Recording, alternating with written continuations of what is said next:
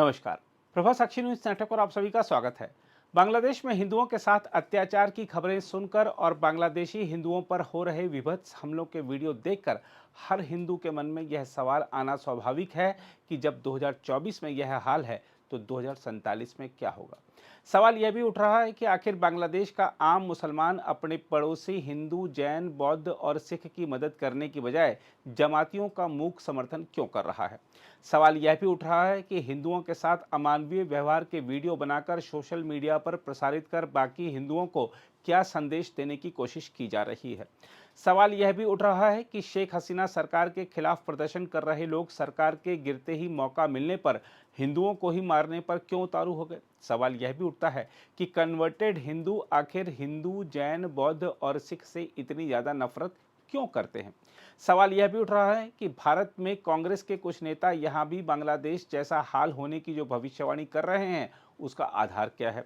सवाल यह भी उठ रहा है कि कांग्रेस नेताओं की इस भविष्यवाणी के बावजूद देश का हिंदू बटा हुआ क्यों नजर आ रहा है।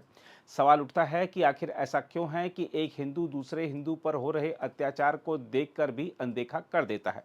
देखा जाए तो अगर हिंदू बटा रहा तो कांग्रेस नेताओं की भविष्यवाणी को सच होने से नहीं रोका जा सकेगा। वैसे आज यह चर्चा हर जगह है कि भारत में बांग्लादेश जैसे हालात कभी नहीं बन पाए, इसके लिए क्या किया जा सकता है। इस बारे में उच्चतम न्यायालय के वरिष्ठ अधिवक्ता और भारत के पीआईएल मैन के रूप में विख्यात अश्विनी उपाध्याय ने कुछ बेहद जरूरी सुझाव दिए हैं। बांग्लादेश से एक के बाद एक वीडियो आ रहे हैं और उन वीडियोस को देख के मन बहुत व्यथित है। रात में कल मैं केवल 2 घंटे सो पाया और उन वीडियो को देख के मुझे समझ में आया हमारी माताओं बहनों ने जौहर क्यों किया था। उन वीडियोस को देख के समझ में आ रहा है कि 1947 में आडवाणी जी, जेठमलानी जी या मनमोहन सिंह जी या इंद्र कुमार गुजराल साहब या पृथ्वीराज कपूर, ये लोग अपना दुकान मकान छोड़ के क्यों भागे थे। सामूहिक बलात्कार हो रहा है, 15-15, 20-20 आदमी बलात्कार कर रहे हैं और 1-2 वीडियो तो ऐसा आया कि बलात्कार करने के बाद उसके पेट में, उस बेटी के पेट में बोतल डाल दी गई। 1-2 वीडियो ऐसे भी आए हैं जहां बलात्कार करने के बाद पेट पे चाकुओं से चीरा लगाया जा रहा है। इतनी जघन्य मानसिकता कहां से आती है, इतनी नफरत वाली मानसिकता आखिर कहां से आ रही है। आखिर ये जो कन्वर्टेड हिंदू होते हैं ये हिंदुओं से इतनी नफरत क्यों करते हैं। अल्टीमेटली बांग्लादेश में जो भी हैं सारे कन्वर्टेड हिंदू हैं, पाकिस्तान में जो भी हैं सारे कन्वर्टेड हिंदू हैं। ये कन्वर्टेड हिंदू आखिर हिंदू, जैन, बौद्ध, सिख से इतनी नफरत क्यों करते हैं। और जब नफरत करते हैं तो ये भी नहीं देखते कि ये ब्राह्मण है कि क्षत्रिय है कि वैश्य है कि दलित है। जो बांग्लादेश में घर चला रहे हैं वो ये नहीं देख रहे हैं कि हिंदू है कि जैन है कि बौद्ध है कि सिख। बेटियों से बलात्कार करते समय ये भी नहीं देख रहे हैं कि ब्राह्मण की बेटी है, क्षत्रिय की बेटी है, वैश्य की बेटी है, दलित की बेटी। उनके लिए सब काफिर हैं, सब काफिर हैं और घर भी जला रहे हैं, घर पे कब्जा भी हो रहा है। और सबसे बड़ी दुख की बात, सामने पति को बांध दिया है और अंदर उसी के सामने पत्नी से बलात्कार हो रहा है। पिता को बांध दिया गया है और बेटी से बलात्कार हो रहा है। भाई को बांध दिया गया है और बहन से बलात्कार हो रहा है। बच्चों को पकड़ के बच्चे चिल्ला रहे हैं और सामने मां से बलात्कार हो रहा है। ऐसी नफरत वाली सोच दुबई में क्यों नहीं है। अरे दुबई में भी तो हिंदू, जैन, बौद्ध, सिख रहते हैं, उनके साथ ऐसा व्यवहार तो नहीं होता। कुवैत में भी हिंदू, जैन, बौद्ध, सिख रहते हैं, ऐसा उनके साथ तो व्यवहार नहीं होता। बहरीन में भी हिंदू, जैन, बौद्ध, सिख रहते हैं, चीन में भी हिंदू, जैन, बौद्ध, सिख रहते हैं, उनके साथ तो ऐसा नहीं होता। फिर ये बांग्लादेश में क्यों होता है, पाकिस्तान में क्यों होता है।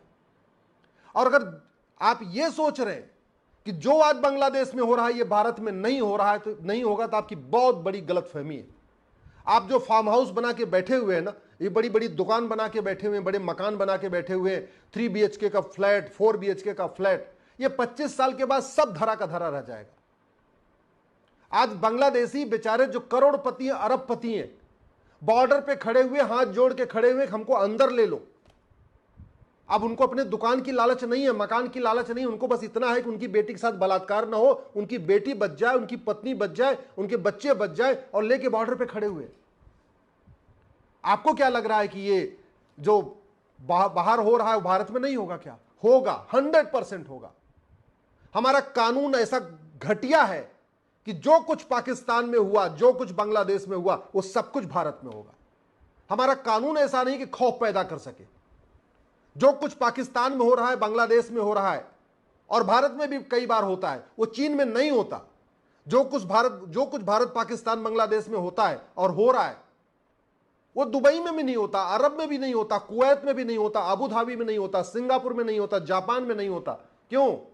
आपको लगता है कि वहां के नेता ज्यादा अच्छे हैं, वहां के सांसद ज्यादा अच्छे हैं, या वहां के प्रधानमंत्री ज्यादा अच्छे हैं? नहीं, वहां की शिक्षा अच्छी है और वहां का कानून ऐसा है कि खौफ पैदा करता है। हमने ना अपनी शिक्षा बदली है, ना हमने अपना कानून बदला है। मुझे समझ में नहीं आ रहा, ये जो राइट टू एजुकेशन एक्ट है, इसमें एक शब्द, ये पार्लियामेंट ने बनाया हुआ, इस पार्लियामेंट में एक शब्द इक्वल जोड़ने में क्या दिक्कत है? इस राइट टू एजुकेशन को राइट टू इक्वल एजुकेशन बनाने में क्या दिक्कत है? क्यों नहीं हम 10वीं तक पूरे देश में समान शिक्षा लागू कर देते हैं? क्यों नहीं हम माइनॉरिटी को डिफाइन कर देते हैं? अरे यूनाइटेड नेशन कहता है कि 1% से ज्यादा कम्युनिटी माइनॉरिटी नहीं होती, फिर हम माइनॉरिटी को क्यों नहीं डिफाइन कर रहे? यूएन कहता है कि जो कम्युनिटी कभी रूल कर चुकी हो, कहीं शासन कर चुकी हो, वो माइनॉरिटी नहीं हो सकती। हम वो फार्मूला भारत में क्यों नहीं लगा रहे? हम आखिर क्यों नहीं भारत में माइनॉरिटी डिफाइन कर रहे हैं?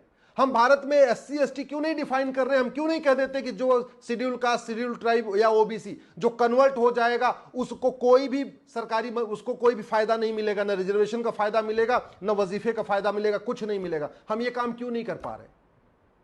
इस पार्लियामेंट के द्वारा बनाए गए राइट टू एजुकेशन में एक शब्द इक्वल जोड़ना है, राइट टू इक्वल एजुकेशन।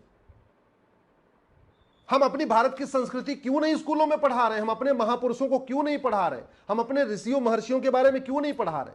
हम धर्म और पंथ के बीच में जो अंतर होता है उसको स्कूलों में क्यों नहीं पढ़ा रहे?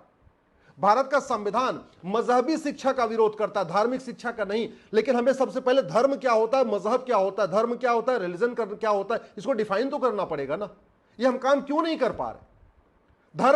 धर्म और रिलीजन को डिफाइन कर दे, उसके बाद धार्मिक किताब पढ़ें। भगवत गीता धार्मिक किताब है, रामचरितमानस धार्मिक किताब है, वाल्मीकि रामायण धार्मिक किताब है, वेद पुराण धार्मिक किताब है। संविधान उसको पढ़ाने का विरोध नहीं करेगा, नहीं मना करेगा संविधान, लेकिन पहले धर्म और रिलीजन को डिफाइन तो करना पड़ेगा ना। हम घुसपैठियों की 100% संपत्ति जब्त करने, घुसपैठियों और उनके मददगारों की 100% संपत्ति जब्त करने, नागरिकता खत्म करने, आजीवन कारावास, फांसी देने के लिए कानून क्यों नहीं बना रहे? भारत के लिए दुबई वाले खतरा नहीं है, कुवैत वाले खतरा नहीं है, बहरीन वाले खतरा नहीं है। भारत के लिए जो खतरा है वो कन्वर्टेड है। तो जब कन्वर्टेड हिंदू इतने बड़े खतरा है हमारे लिए, तो कन्वर्जन को हम कन्वर्जन के खिलाफ कठोर कानून क्यों नहीं बना रहे? हम कन्वर्जन को भारत की राष्ट्र की सुरक्षा के लिए खतरा क्यों नहीं घोषित कर रहे? कन्वर्जन को देश की एकता अखंडता के लिए खतरा क्यों नहीं घोषित कर रहे? कन्वर्जन को हम देशद्रोह क्यों नहीं घोषित कर रहे? कन्वर्जन को हम वेजिंग वॉर क्यों नहीं घोषित कर रहे? कन्वर्जन को ऑर्गेनाइज क्राइम क्यों नहीं घोषित कर रहे? किसने रोका है हमें? कन्वर्जन कराने वाले मिशनरियों, जिहादियों, उनके मददगारों पे एनएसए लगाने, यूएपीए लगाने, वेजिंग वॉर की धारा लगाने, देशद्रोह की धारा लगाने, गैंगस्टर लगाने से किसने रोका है हमें? केवल कानून में डिफाइन ही तो करना है ना। घुसपैठ हमारे लिए इतनी बड़ी समस्या हो चुकी है। 5 करोड़ से ज्यादा कन्वर्टेड हिंदू भारत में घुसपैठ कर चुके हैं। 5 करोड़ से ज्यादा कन्वर्टेड हिंदू भारत में आ चुके हैं, जिसको आप बांग्लादेशी कहते हैं, हम उसको कन्वर्टेड हिंदू कह रहे हैं। आखिर वो भी कन्वर्टेड हिंदू है और वो हमारे लिए बहुत बड़ा खतरा है। 4 करोड़ जनसंख्या है कनाडा की और भारत में 5 करोड़ से ज्यादा कन्वर्टेड हिंदू है। हम घुसपैठियों, उनके मददगारों के खिलाफ यूएपीए क्यों नहीं लगा रहे हैं? घुसपैठियों मददगारों के खिलाफ एनएसए क्यों नहीं लगा रहे? घुसपैठियों और उनके मददगारों के खिलाफ देशद्रोह क्यों नहीं लगा रहे? घुसपैठियों और उनके मददगारों के खिलाफ गैंगस्टर क्यों नहीं लगा रहे? घुसपैठियों और उनके मददगारों की नागरिकता क्यों नहीं खत्म कर रहे? घुसपैठियों और उनके मददगारों की 100% संपत्ति जब्त करने, नागरिकता खत्म करने, आजीवन कारावास, फांसी देने के लिए कानून क्यों नहीं बना रहे? जनसंख्या विस्फोट हमारे लिए इतना बड़ा खतरा हो चुका है, हमारे दो क्यों नहीं लागू कर रहे? किस डर के मारे नहीं लागू कर रहे? हम क्यों नहीं एक नागरिकता कानून बना रहे कि जो भारत को नहीं मानेगा, भारत की संस्कृति को नहीं मानेगा, भारत की परंपरा को नहीं मानेगा, वसुधैव कुटुंबकम को नहीं मानेगा, नारी तू नारायणी को नहीं मानेगा, सर्वमंगल मांगल्य को नहीं मानेगा, हम उसकी नागरिकता खत्म करेंगे। जो भारत में पाक नापाक सोचेगा, काफिर जैसी सोच रखेगा, हम उसकी नागरिकता खत्म करेंगे। अरे ये कानून बनाने से हमें किसने रोका? सड़क के किनारे अवैध निर्माण हो रहा है, जंगल में अवैध निर्माण हो रहा है, हाईवे के किनारे अवैध निर्माण और रेलवे लाइन के किनारे अवैध निर्माण हो रहा है। हम अवैध निर्माण के खिलाफ कठोर कानून बनाने से हमें किसने रोका? भारत के ही गद्दार, भारत के ही जयचंद, घुसपैठियों का आधार बना रहे हैं, राशन कार्ड बना रहे हैं, ड्राइविंग लाइसेंस बना रहे हैं, बर्थ सर्टिफिकेट बना रहे हैं, डोमिसाइल सर्टिफिकेट बनवा रहे हैं, वोटर आईडी बना रहे हैं। हम इसके फर्जी डॉक्यूमेंट बनाने के खिलाफ कठोर कानून क्यों नहीं बना रहे? किसने रोका हमें? भारत के गद्दार उनकी मदद कर रहे हैं। भारत के गद्दार भारत को जाति के आधार पर बांट रहे हैं, भाषा के आधार पर बांट रहे हैं, क्षेत्र के आधार पर बांट रहे हैं। हम क्यों नहीं एक यूनिफॉर्म इलेक्शन कोड बना रहे हैं कि जो आदमी भाषा क्षेत्र के आधार पर बांटेगा वो कभी चुनाव नहीं लड़ पाएगा, ना पार्टी बना पाएगा, ना पार्टी पदाधिकारी बन पाएगा। हम क्यों नहीं एक नया कानून बना रहे? हम क्यों नहीं एक भारतीय न्याय संहिता बना रहे हैं कि जज के लिए जुडिशियल चार्टर लागू कर दे रहे हैं, हर हालत में जज को 1 साल के अंदर मुकदमे का फैसला देना पड़ेगा? किसने रोका हमें? आखिर पुलिस रिफॉर्म करने से किसने रोका है? एडमिनिस्ट्रेटिव रिफॉर्म करने से किसने रोका है? जुडिशियल रिफॉर्म करने से किसने रोका? हम भारत की पुलिस को दुनिया की सर्वोत्तम पुलिस क्यों नहीं बना रहे? हम भारत की न्यायिक व्यवस्था को दुनिया की सर्वोत्तम न्यायिक व्यवस्था क्यों नहीं बना रहे? हम भारत की प्रशासनिक व्यवस्था को दुनिया की सर्वोत्तम प्रशासनिक व्यवस्था क्यों नहीं बना रहे? हम भारत की टैक्स व्यवस्था को सर्वोत्तम व्यवस्था क्यों नहीं बना रहे? हम विदेशी चंदा आ रहा है, 50,000 करोड़ से ज्यादा चंदा आ रहा है भारत को बर्बाद करने के लिए। देश विरोधी नेता, देश विरोधी अभिनेता, देश विरोधी लेखक, देश विरोधी पत्रकार, देश विरोधी कलमकार, देश विरोधी यूट्यूबर, सबको फंडिंग हो रही है। हवाला के जरिए फंडिंग हो रही है, एफसीआरए के जरिए फंडिंग हो रही है, बैंक से फंडिंग हो रही है। हम क्यों नहीं एक यूनिफॉर्म बैंकिंग कोड बना रहे? हम हवाला के खिलाफ कठोर कानून क्यों नहीं बना रहे? हम बेनामी संपत्ति के खिलाफ कठोर कानून क्यों नहीं बना रहे? हम आय शरीक संपत्ति को आधार से लिंक करने के लिए कानून क्यों नहीं बना रहे? अरे तू मैं करने से कुछ नहीं होगा, बतौलेबाजी करने से कुछ नहीं होगा, नूरा कुश्ती से कुछ नहीं होगा। ये चंद्रयान, ये मंगलयान, ये अग्नियान, ये ब्रह्मोस, ये राफेल, ये अग्नि, इससे भारत नहीं बचेगा। ये एक्सप्रेसवे से, हाईवे से और बुलेट ट्रेन से भारत नहीं बचेगा। भारत बचेगा कठोर कानून से। भारत बचेगा 1 नेशन 1 पुलिस कोड लागू करने से। भारत बचेगा 1 नेशन 1 जुडिशियल कोड लागू करने से। भारत बचेगा 1 नेशन 1 एडमिनिस्ट्रेटिव कोड लागू करने से। भारत बचेगा जस्टिस विद इन ईयर लागू करने से। भारत बचेगा 1 नेशन 1 इलेक्शन कोड लागू करने से। भारत बचेगा 1 नेशन 1 पॉपुलेशन कोड लागू करने से। भारत बचेगा 1 नेशन 1 सिटीजनशिप कोड लागू करने से। भारत बचेगा 1 नेशन 1 सिविल कोड लागू करने से। भारत बचेगा 1 नेशन 1 टैक्स कोड लागू करने से। भारत बचेगा 1 नेशन 1 कल्चर कोड लागू करने से। हम त्रिभाषा को अनिवार्य नहीं कर पा रहे। हम एक भारतीय संस्कृति संहिता लागू नहीं कर पा रहे। हम एक भारतीय धरोहर संहिता लागू नहीं कर पा रहे। हम अपने महापुरुषों के स्कूल में नहीं पढ़ा पा रहे। हम अपनी संस्कृति के बारे में जन जन नहीं पहुंचा पा रहे। हम अष्टांग योग को सभी बच्चों को नहीं पढ़ा पा रहे। वो जो नफरती स्कूल चल रहे हैं भारत में 5 लाख से ज्यादा, हम उसको बैन नहीं कर पा रहे। संविधान कहां कह रहा है कि नफरत सिखाओ स्कूलों में जाके? कहां लिखा है संविधान में कि नफरती स्कूल भारत में चलने चाहिए? अरे माइनॉरिटी को अपना स्कूल खोलने का अधिकार है, लेकिन माइनॉरिटी परिभाषित तो करिए। पहले यूएन की डिफिनेशन को भारत में तो ले आइए। यूएन कहता है 1% से ज्यादा जो होगा वो माइनॉरिटी नहीं होगा। यूएन कहता है जो कम्युनिटी कभी शासन कर चुकी है वो कभी माइनॉरिटी नहीं हो सकती।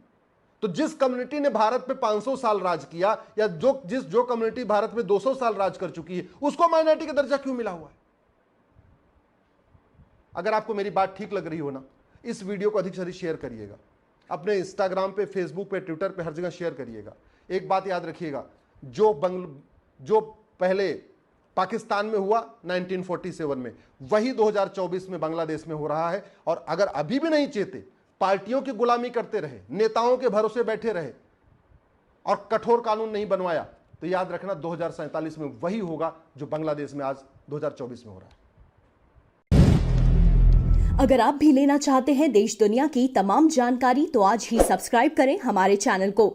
साथ ही नीचे दिए बेल आइकन को जरूर दबाएं ताकि हर अपडेट आप तक पहुंच सके।